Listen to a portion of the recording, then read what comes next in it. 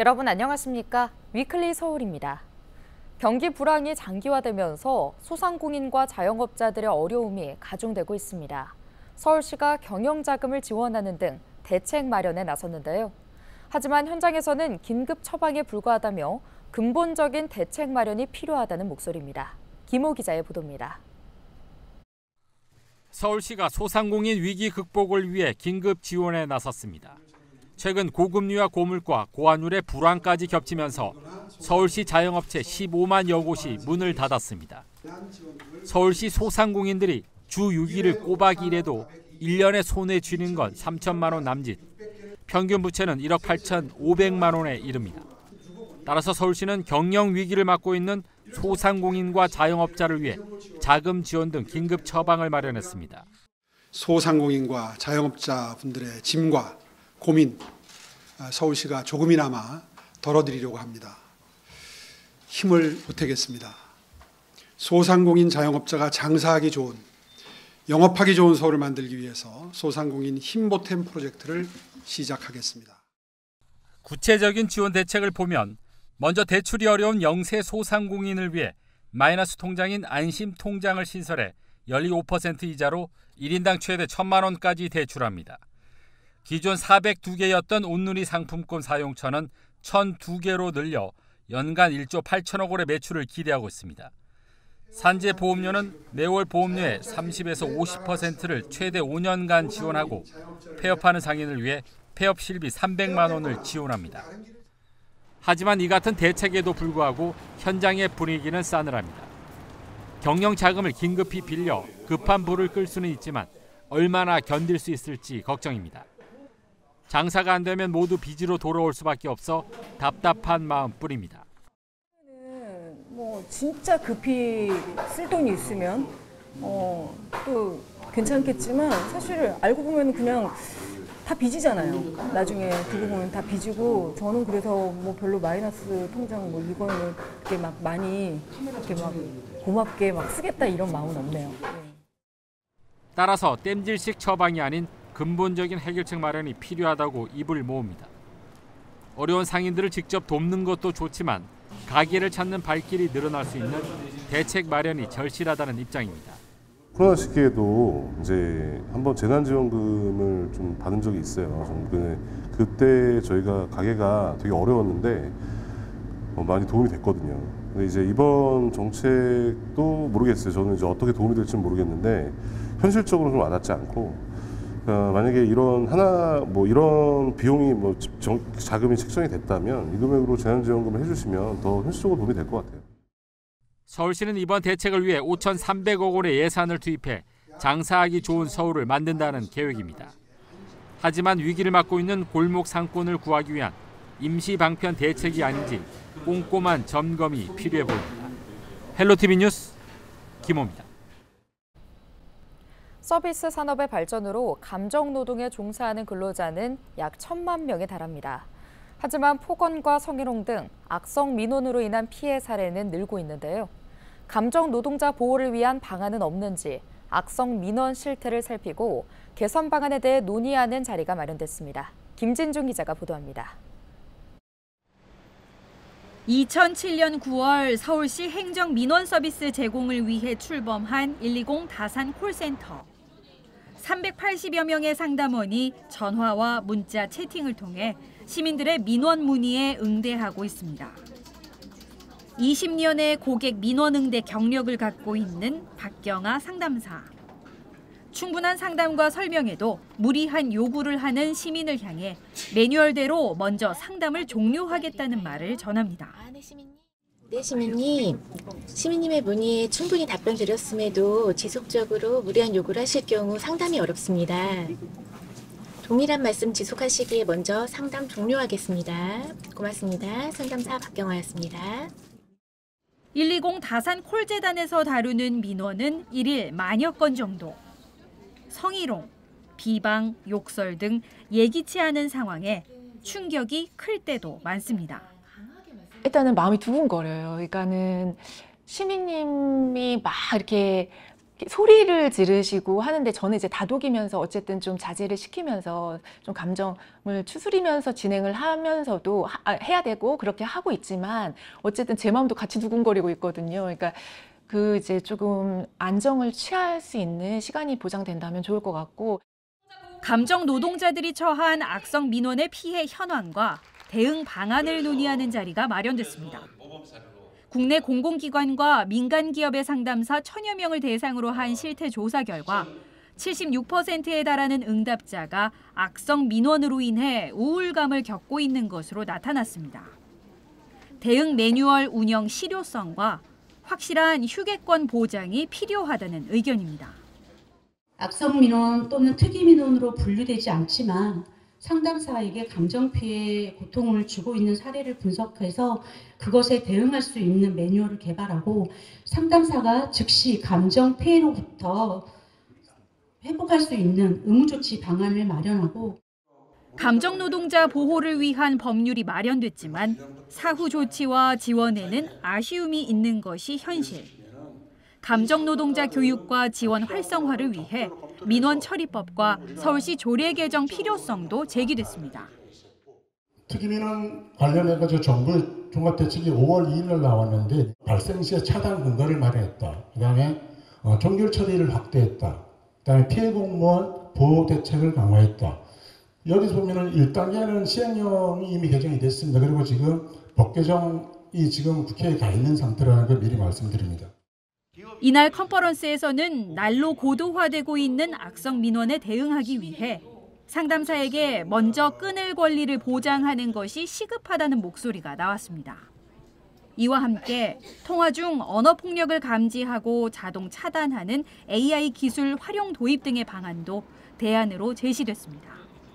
BTV 뉴스 김진중입니다.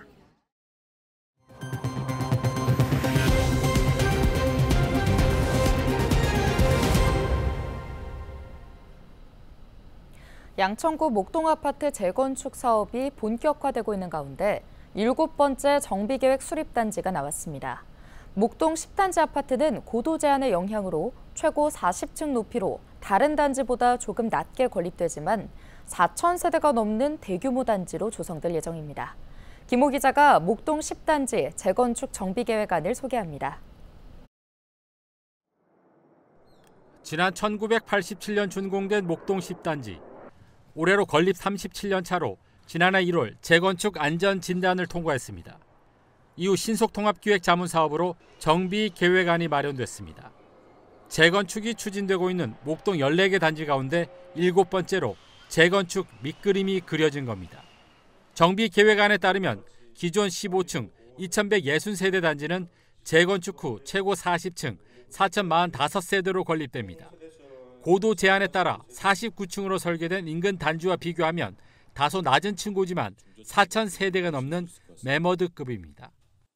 지금까지 정비 계획이 수립된 6개 단지 가운데 5,007세대 건립 예정인 14단지를 제외하면 두 번째 규모입니다. 주요 정비 계획으로는 주변 지역과 소통하는 개방형 열린 단지가 조성되고 지역 사회와 소통하는 커뮤니티 공간이 건립됩니다. 이에 따라 단지 내에는 인근 초등학교와 중학교 학생들을 위해 안전한 통학로가 조성되고 돌봄센터와 어린이집 등 다양한 커뮤니티 시설도 들어설 예정입니다. 정비 계획을 확인한 주민들은 먼저 비행기 소음을 최소화하는 단지 계획을 주문했습니다. 소음이 굉장히 많고 도로 소음도 있고 비행기 소음도 있는데 저쪽에 그 공원으로 한 쪽으로 당초에는 그렇게 계획이 돼 있었는데 그 계획안은 왜 이쪽으로 왔는지 좀 궁금하네요. 관련 부서라든가 자문위원들이 기존에 이제 지구 단위 계획에서 결정된 부분대로 위치를 좀 조정하라라는 의견이 있어서 이렇게 좀 그 협의했던 내용에 대해서 좀 변동이 발생을 한 거고요. 또 주택 공급 계획에서 제시된 면적별 세대수에 대한 변경 요청도 이어졌습니다. 9단지, 10단지 쪽이 평수가 조금 큰 평수가 많은 편이긴 하거든요. 그래서 85 이하가 60몇 %인가 이렇게 되잖아요. 그거를 좀 큰 평수를 좀 더 늘릴 수 있는 방안은 있는지. 만약에 추후에 이제 주민들의 요청이 바뀌시면 건축을 본격적으로 설계하는 단계에서 해당되는 세대수를 반영을 해서 진행 가능할 거로 생각됩니다.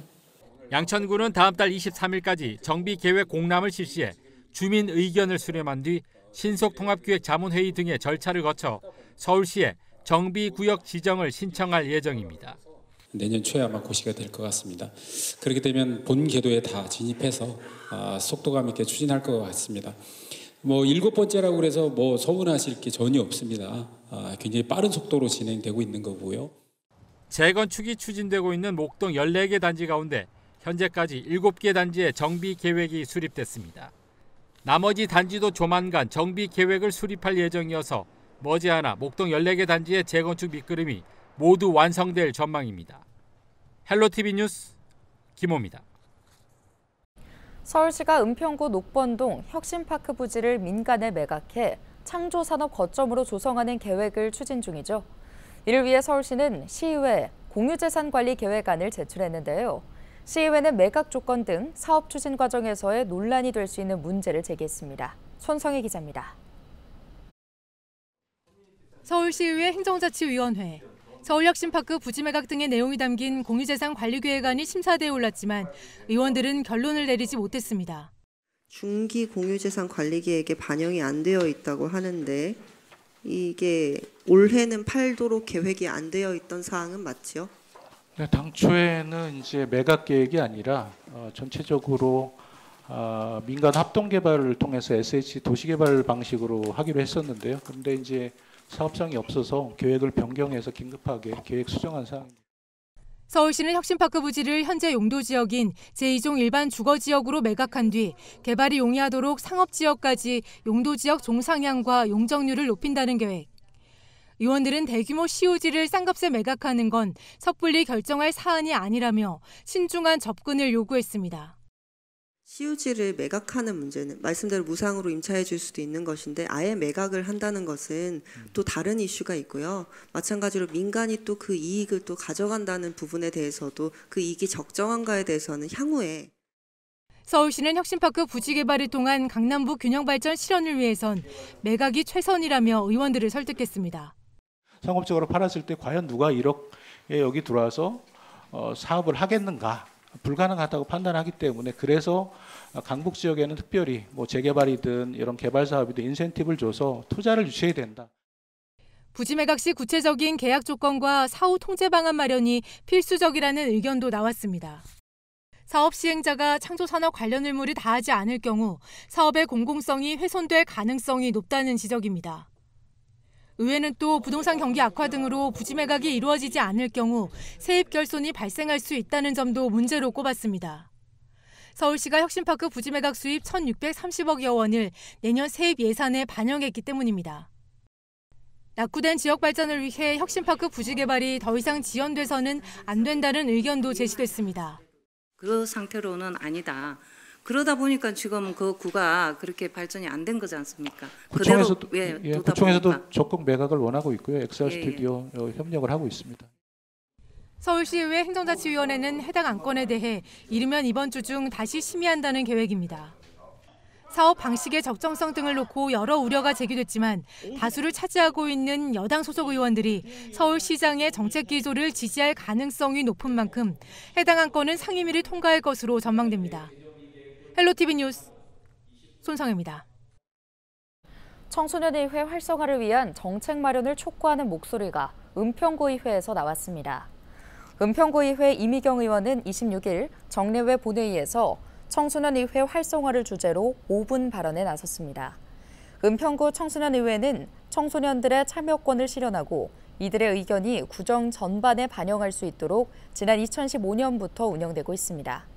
이 의원은 청소년의회의 지속적인 운영을 위해서는 청소년들이 활동을 통해 효능감을 얻을 수 있어야 한다고 강조했습니다. 그러면서 청소년의회 운영조례 독립조례 제정, 부의원 멘토 멘티 제도 도입, 청소년의회 활동 홍보 강화 방안 마련 등을 주문했습니다. 제안 토론회에서 청소년의회 이현우 의장은 청소년의회의 역할 강화와 정책 결정 과정에서 행정부서와의 상호 소통적인 시스템을 강조하였고 청소년 의원들의 참여 저조에 대한 해결책 모색 방안을 냈습니다. 지속적인 운영과 권한 부여를 위해 청소년의회 운영조례를 독립조례로 제정하고 청소년의회는 단순한 체험을 넘어 청소년들의 실질적인 참여와 권리 증진을 위한 활동으로 자리매김하여야 한다고 생각합니다. 수상 교통시대를 여는 한강버스가 모습을 드러냈습니다. 서울시는 한강버스 제작사인 경남 은성중공업 인근 행사장에서 한강버스 두 척에 대한 진수식을 진행했는데요. 모습을 드러낸 한강버스는 한강의 일출 등 다양한 한강의 색과 빛을 투영할 수 있는 흰색 기본 바탕에 파란색 문양을 넣어 시원한 물살을 표현했습니다. 선체의 높이는 잠수교를 통과할 수 있도록 낮게 지어졌고 선박의 앞뒤에는 자전거 이용 탑승객이 탈 수 있도록 자전거 거치대를 설치했습니다.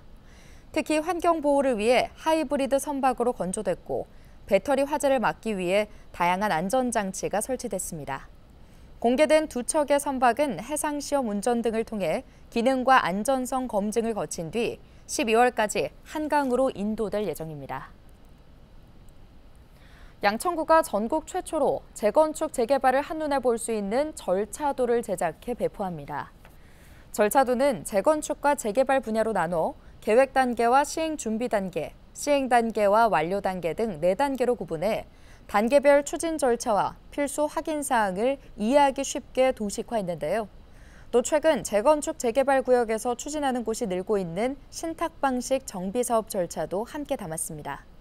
이와 함께 양천구는 도시정비 사업의 절차와 용역업체 선정, 신속 통합기획 사례, 분담금 산정 등을 알 수 있는 가이드북을 제작해 배포합니다. 은평구가 내년 상반기 공공일자리 사업 참여자를 모집합니다. 공공일자리 사업은 서울동행 일자리 사업 221명, 공공사회적 일자리 사업 95명으로 총 316명을 모집합니다.